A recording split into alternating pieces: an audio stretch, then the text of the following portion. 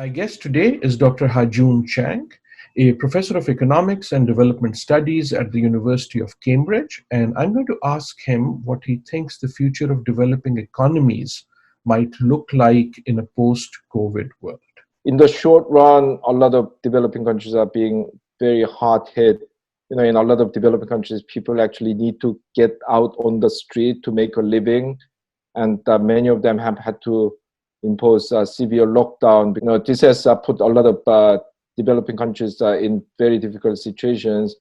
I think one thing that this has done, which is very positive, is to destroy this myth that the US, the UK, the European countries, they are better societies and developing countries are somehow inferior.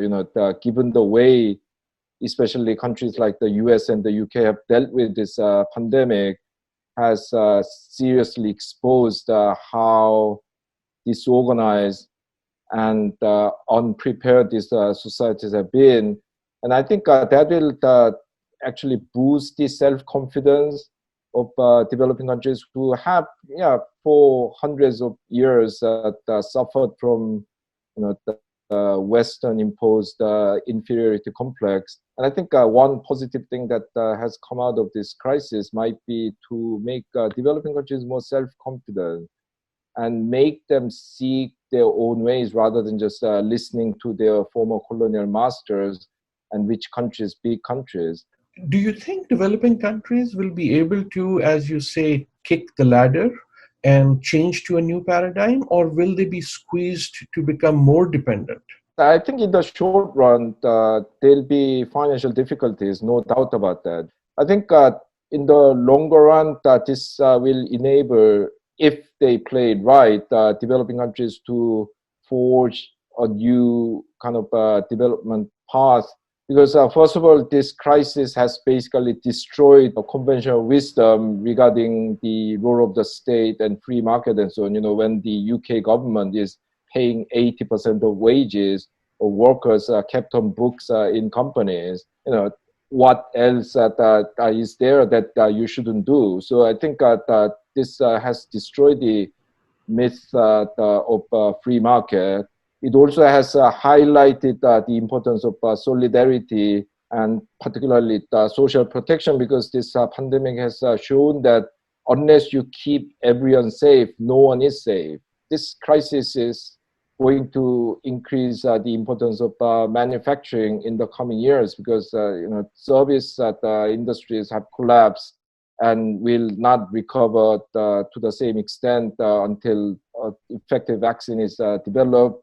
Now, of course, some developing countries will suffer a lot from this, because many of them rely very heavily on tourism, and that is not good for them. But in general, the developing countries are going to have new opportunities in developing manufacturing, whereas service that are focused advanced countries like the US and UK, they are going to suffer a lot more. If leaders in developing countries ask for your advice, what would you say to them? What should they do? Two things. One is to come up with a strategy to restructure their production quickly. Some countries have already done it. Ethiopia has remodeled these passenger planes and turned them into the cargo planes, and have been doing quite good business with that. Some countries have quickly converted their garment production into producing personal protection equipment. The other is to extend social protection. We have seen how countries without universal social protection have suffered. So countries need to develop some kind of generalized universal social protection so that we can all be safe together. Otherwise, the society cannot exist in any meaningful sense. As you think about the post-COVID world, are there things that developing countries might be tempted to do, but you think they should not do? Yeah, I think one thing that some countries would be tempted to do is to open up more. This tendency to think that whenever there's a problem, you just liberalize more, open up more, privatize more and basically wish for the foreigners to come and sort out your problems.